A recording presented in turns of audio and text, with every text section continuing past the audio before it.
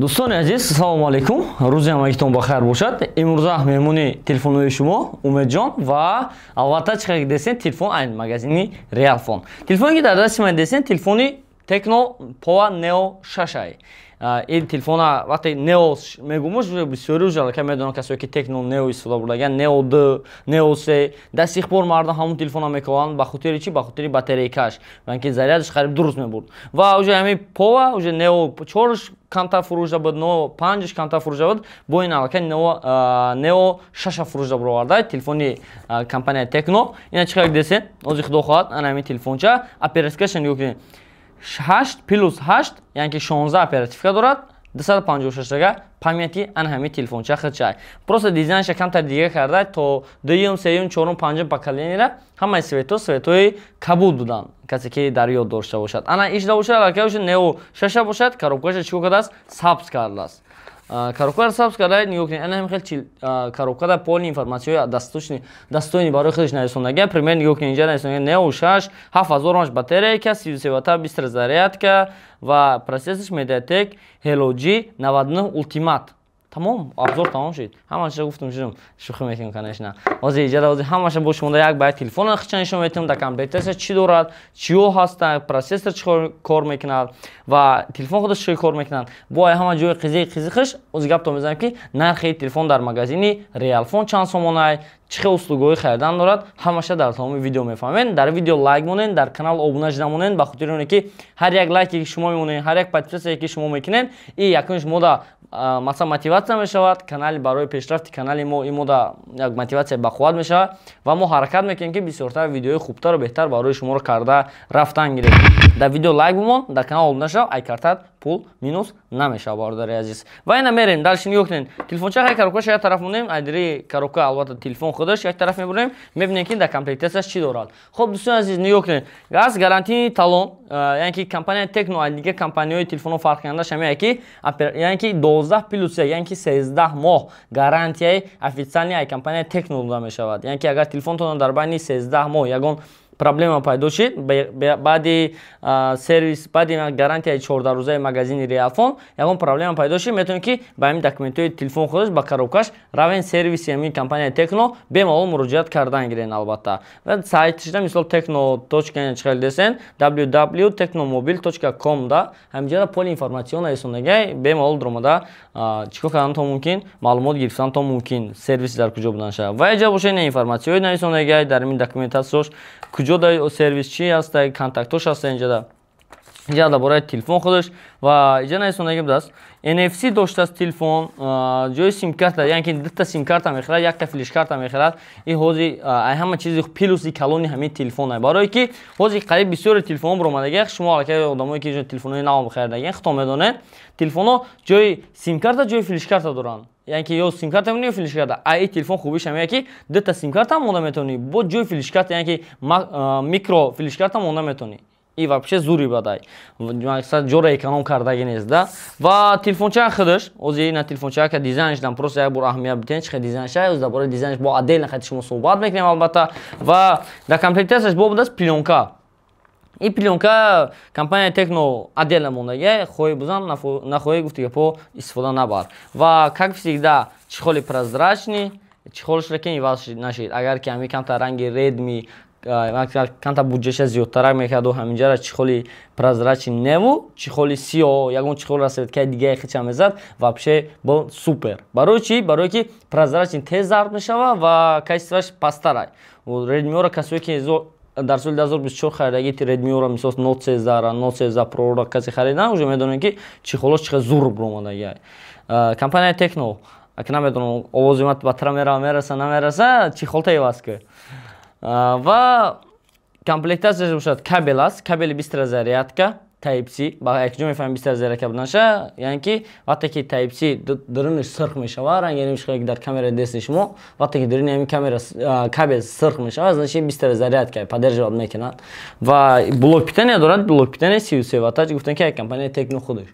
دیگه با استاتی با چیز دیگه یادتون نبره نشونتون بدیم سیمچه برای سیم کارت دارد دیگه چی دیگه ندارد کامپلکتش خب دوستان عزیز انا که درباره دیزاین تلفن گپ میزنیم یعنی که دیزاین تلفن چه خیلی و чӣ хел дизайнша уҷалака дига кардааст, ягон беҳбудӣ кардааст ё ки не? Просто як бор дизайнша аҳамият битен. Дизайна. Телефони буҷетни дизайнша просто аҳамият битен. Дизайнш вообще бомба е бадай. Телефони буҷет не росте гап. Телефони қиматам нест. Лекин дизайнш вақте ки ира мебинӣ, фикр мекунӣ ки технология буданша нишон метиҳад. Яъне ки дар бораи бигем дизайни ира вақте ки мебинам, агар ки ба ёдтон бошад, тамошо кардагӣ нагӯям хеле кинои ки фантастически ё ки технически технология дар бораи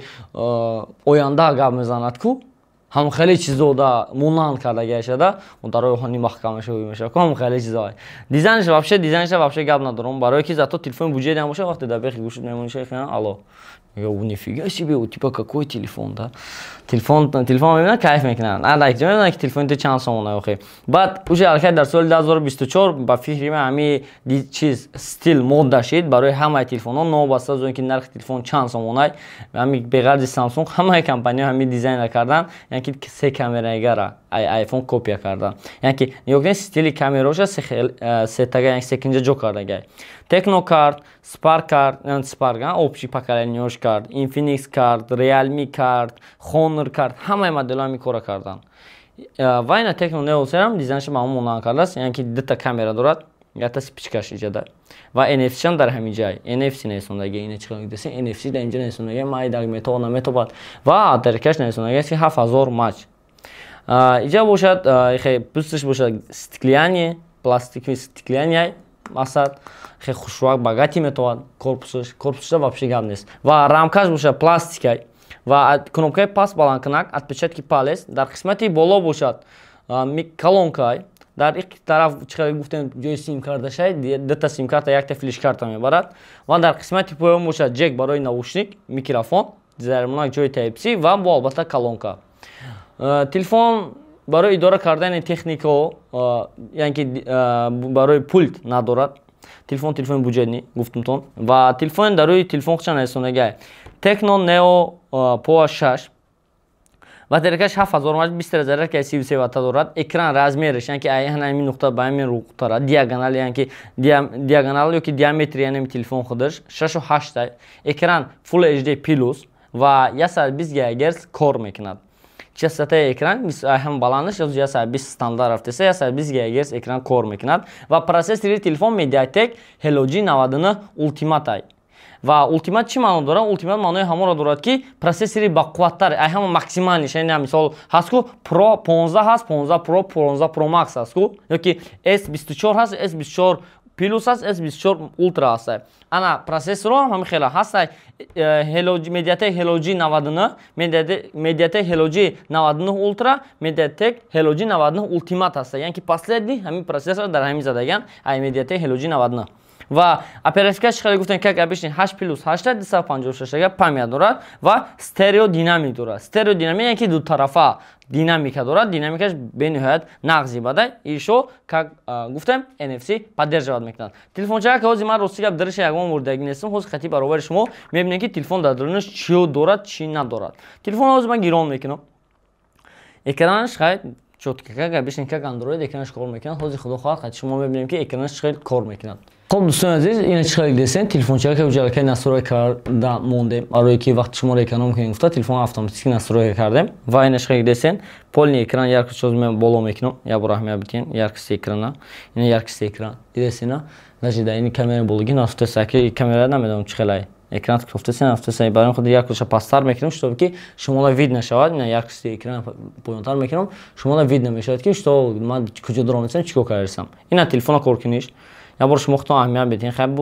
مختون میفهمین خو یا بچه را بیا اکران свободно بچه یا 20 ГГц конечно خوشو کار میکنن اینا نگاه کن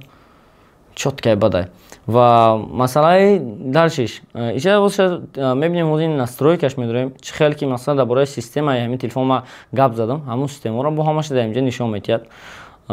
ва системаро ҳозир ҳамаша мебинем ки реально ҳамун системаҳо ҳастанд дар ҳамҷо нестанд. Мой телефон вот Tecno Power Neo 6 256 памят дорад. Камераи телефон, яъне задни камераи телефон 5 мегапиксел, фронтальни камераш бошад 8 мегапиксел будаст. Экран разрешение экран 1080, яъне пиксели ҳамин телефон 1080 ба 2460 Full HD Plus. ва рам оперативни рамаш бошад ки нигоҳ кунед 8 плюс 8 оперативкаша 5 виртуальни бо мешавад ки 5 боло бардорӣ мисол 3 кини 5 кини 8 кини чӣ хел десе ина ҳозир ман якша поёнтар кунам ина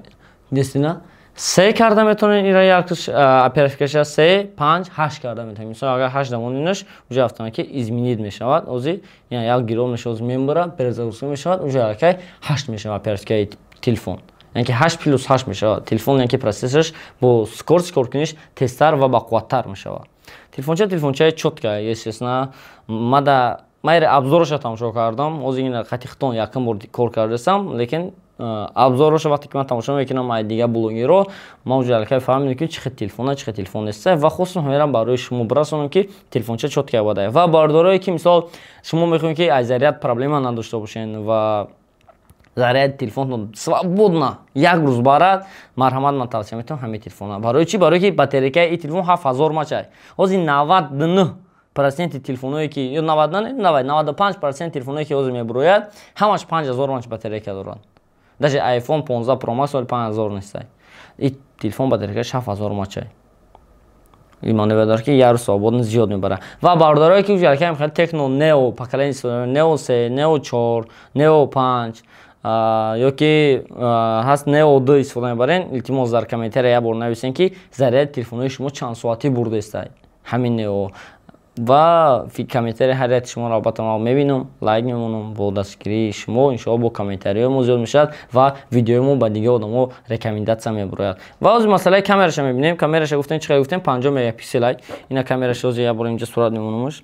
так якта камераш ва фронтални камера ки албатта хама сурат мегирам опа дӯстони азиз нигоҳ кунед ин бошад фронтални камераш чӣ қадар гуфтам фронтални камераи телефон ина хитон баҳо бутиен чӣ хел камера мегирад ина камераи ҳамин телефон ина чашма нигоҳ болни сумша ва иш бошад камераи ақибияи телефон свободно тексте ки дар инҷа нависондагиаш свободно хонданаш мешавад аккумулятор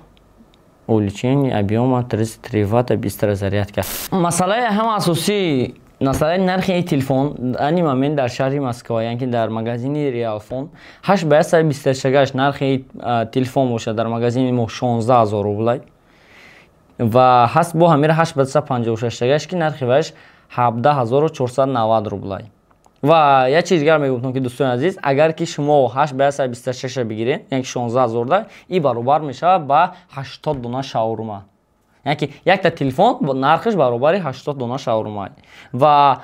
агар ки 8/56 бигиред нархи ваш албатта шумода мешавад 77 дона шаурма мешавад яки шумо ҳисоб кунед ки кани ба ҳамин стоимост телефон харидан дуруст аст ёки дуруст нест фикрҳои ҳар якта интизорам дар комментария нависен ва иншоалло ба дастгирии шумо бо видеои нақсаро беҳтар барои шумо буровардан мегирам ва магазини Realfon дар шаҳри Москва ҷойгирай агар ки шумо омода магазини мо телефон харидор кунед иншоалло ҳама чизош ба гарантия официалӣ дода мешавад магазин дар шаҳри Москва дар метро Буторгский торговый центр ҷилонида ҷойгирай рақамҳое ки уже аллакай якчанд бор дар видео дар рӯи экрани шумо буромад метавонед ки ҳамин рақамҳоро муроҷиат кунед ва ҳатман оператор шумода оперативни ҷавоб медиҳад ва чӣ кор мекунад ҳамин ду рақам WhatsApp бошда муроҷиат мекунед доставка хоҳед доставка ба ҳама шаҳрҳои Тоҷикистон ва ҳам Россияро равон мекунад магазини Realfon ба фоидаи шумо ҳама вақт кор мекунад худтон атё кунед хати шумо буд Умедҷон ва магазини Realfon дар комментария нависен ки видеои дигаримон дар бораи кадом телефон абзор шавад худтон атё кунед то дидор